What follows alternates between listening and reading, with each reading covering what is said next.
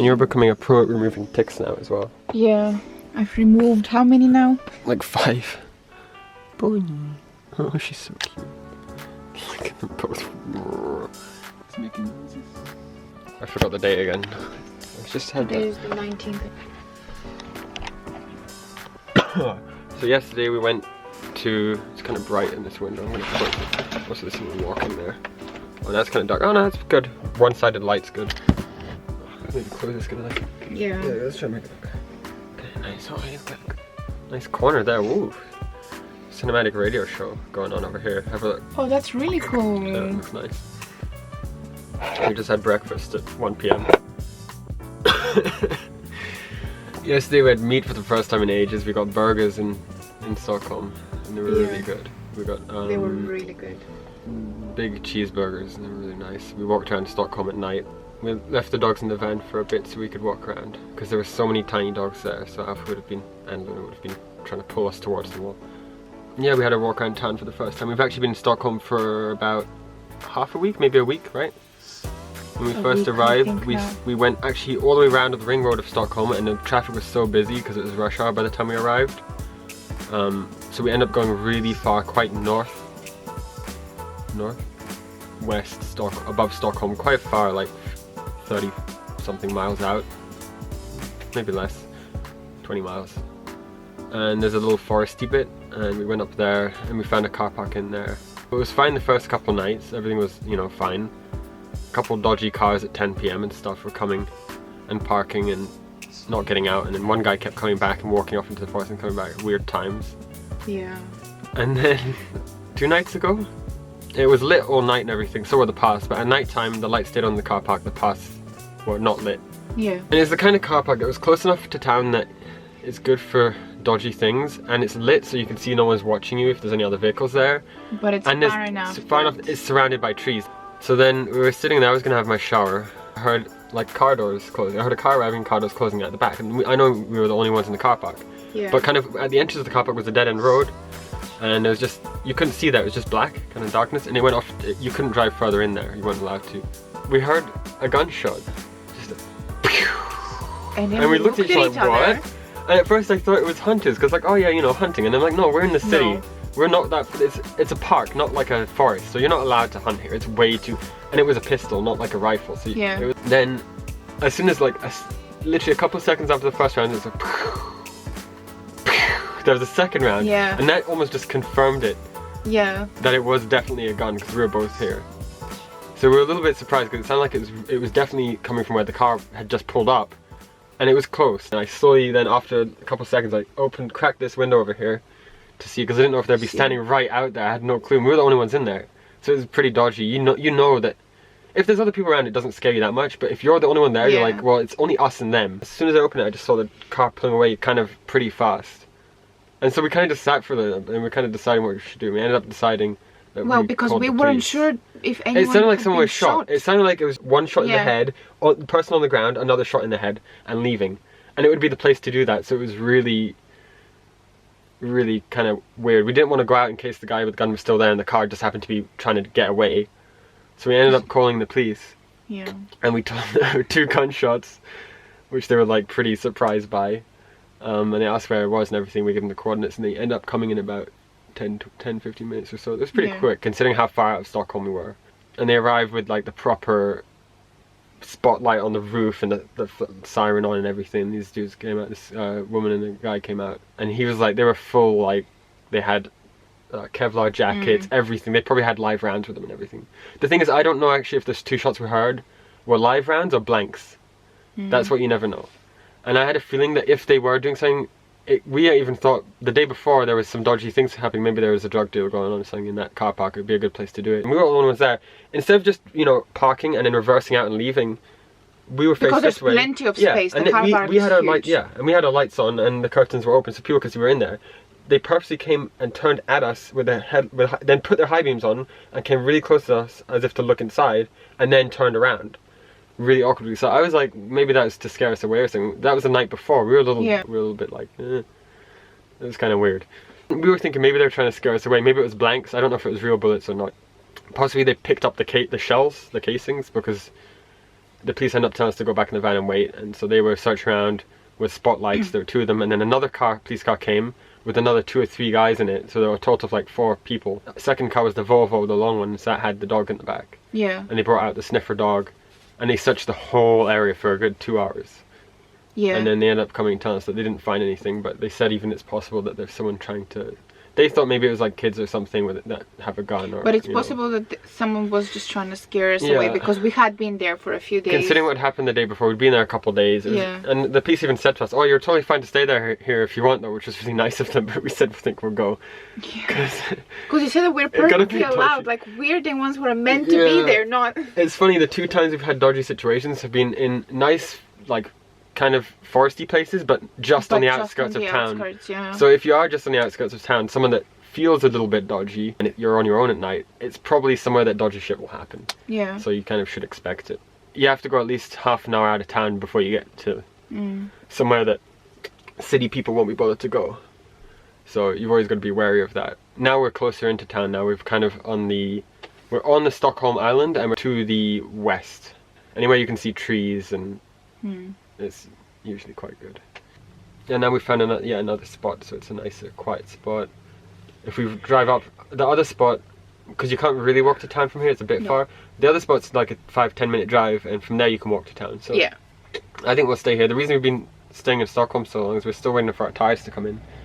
We ordered them online, and because we don't have a Swedish address and our card address is a Scottish one, we had to use the place we're fitting them as an address.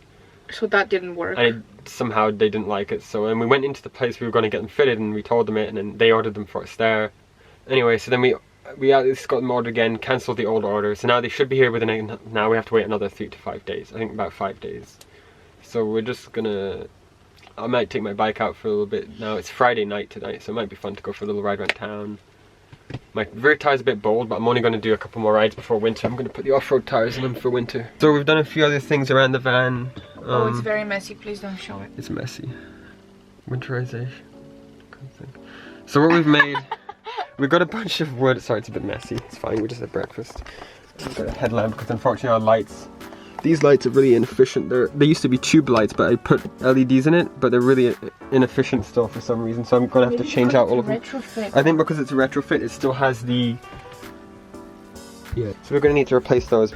All the logs were just here in the way. So what we did do, if you've seen the wood stove area in the other videos, we're going to get a light, an LED light to go in there as well, eventually, hopefully on the sides, maybe on the side somewhere. First thing you'll see, we can store wood above it. It's quite funny. So the way we did this is, this is just like, you can get them in IKEA, and we got it from like a hardware store, Bauhaus, our favorite place. And it's just like a mesh metal. It's not just floating. Yeah, it's not like floating there. I put 3 thingies through the mesh, screws, metal screws through the mesh and into this metal and the stuff at the wall on the side. On either side I put 3. So that's kind of holding the rack, and it's really stable, it's not moving anywhere. Our wood stove's small, so I used my saw and I cut these. These are twice as long, just so they fit inside the wood stove better. That's the big cubic mini Grizzly, isn't it? Yeah, the Grizzly. So it's the big one. And you can put a couple, 3 of these in at a time if you want even. It can actually hold a lot of wood. It burns for a good 3 to 6 hours, so. Along with that, obviously now you've got wood above a log burner, so the heat does rise. So what I've done, what you use on motorbike exhausts and header pipes, so that your leg doesn't get burnt on the header pipe of the exhaust. It's fiberglass, a bit like the stuff at the back that you use around the flue where it exits the vehicle. It's the same stuff you have in twin wall flue. This should stay warm. It shouldn't get too hot to hold, is what I'm thinking, but we'll have to see. But that way the heat just comes out the front, which is where you want it. And this whole box, I don't know if I've said before, there's at the back, that's heat resistant stuff. Behind these stainless steel plating panels on either side, behind this wood trim here is another thick layers of those heat resistant board, so the heat doesn't spread back or out either side or up. So this countertop above is cold. The heat doesn't spread to it at all. And it's just sitting on a metal base. It's my new axe. Really happy about this axe. It said on the ticket, an axe to last you a lifetime. It's a handmade axe in Sweden. It's got a nice leather Always oil your axe, especially if it's a nice one. So that's the alterations we've done to the log store, and here is another thing we've got. It's a little collapsible bucket thing, and we've been washing some of our clothes. We have a lot of washing that we have to do, and there's no laundromats in. There are very few, maybe 1 or 2 in Stockholm, and in Sweden there's not really many. And it's said online because people have washing machines. It's like, well, yeah, great, thanks for the help, but of course they have washing machines, but we don't. In the long run, this is cheaper anyway. We needed something that folds flat, so it's not going to get in the way. So this one folds flat. We don't have any space. So we have no space in our van, and it fits behind my chair. So that, it's not super big, it's 15 litres capacity, but you can wash a pair of jeans at a time, or like a bunch of t-shirts and underwear and stuff, so socks. It's pretty good. So another thing we've done is for our water lines that are under the van, the ones that go from the water tank, which is under the sofa, to the sink here, actually go under the van, from somewhere over there, under the van, and over here. The ones to the shower, they stay on the inside of the van, it goes under there, and it goes kind of under the actual shower room, into the shower near the rear doors. So those shouldn't freeze. I've done with the ones that were under the van. So they were just standard silicone lines. You could see them before, they were red and blue, like the ones on the inside for the hot and cold. It's not like a polystyrene, it's pipe insulation, but the one I used was a flexible one. Some of the ones that you look at are very unflexible, like a... It's like one of those noodles that you use for swimming stuff sometimes. I don't know if that's a good... It's a noodle thing, you use them in swimming pools. It's like that, but they're a bit too stiff for our lines, because our lines kind of bend around the bottom of the van, so we used a flexible one. It was twice the price. There it is. So... this is really thick. Before that was 2 water lines, I put them in the foam together. You cut the foam in half, and I covered it in insulation tape. It goes all the way along the bottom of the van to the other side. I used bag ties to keep it on the bottom of the van. I used bag ties, but hopefully that'll be enough at least to stop them freezing over the winter when we get to Lapland. Things won't freeze, hopefully, and that's all we need for winter probably.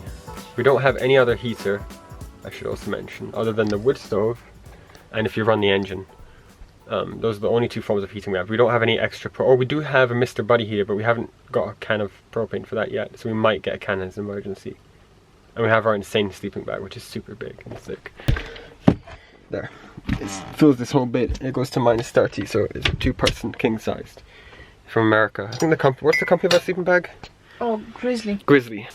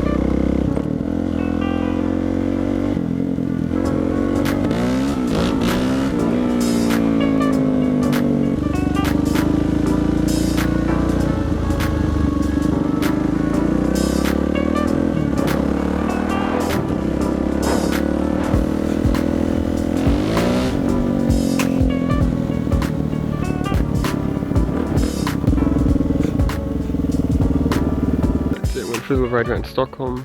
The bike's not overheating as much now, but it's still not quite right.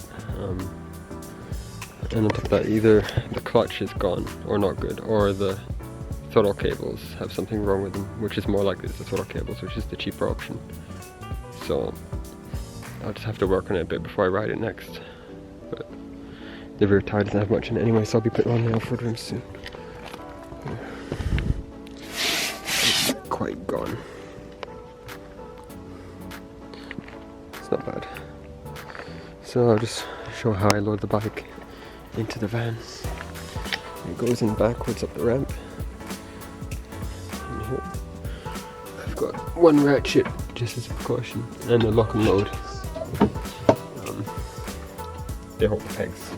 The tail of it goes in there, and that's next to the shower. So.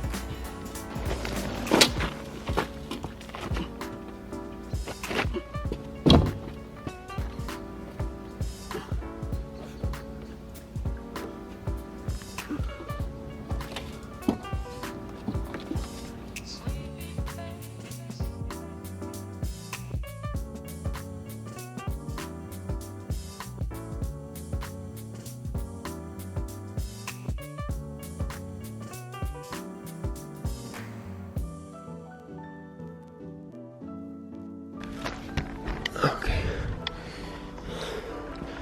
so now that that's in, you twist this knob on the back, you spin it around, clamp it on the pegs, not have this peg in place, it's got another one on the other side of this, so you can kind of see how it fits in the back. Got my skateboard over here, keep some sprays, a toolbox, extra fuel. The wrap folds into three parts. So, bike, loading ramp goes under, and then I've put a bunch of stuff next to it. So sometimes I have spare fuel. And that goes there, just on top of the ramp. Then you have to give it a bit of a, yeah, I'll do that in a minute. You have to give it a bit of a slam here. But it fits in. It's in. That's it. And then lock it up. And I use double locks on every door. Every door is double locked.